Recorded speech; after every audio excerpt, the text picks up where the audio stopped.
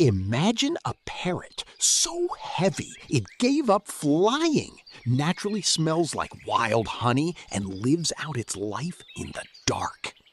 This is no myth. It's an evolutionary masterpiece. Meet the Kakapo. Native strictly to the ancient isolated islands of New Zealand, it is the world's only flightless parrot. Evolving for millions of years alongside zero land mammals, they traded their wings for massive, powerful hiking legs to trek across the forest floor. But that unique isolation almost doomed them.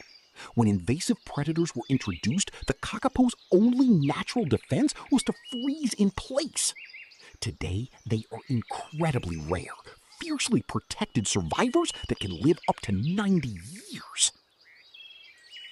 Have you ever heard of this beautiful moss-green giant before today? Let me know in the comments. Hit the like button and share this to help keep the Kakapo's incredible story alive.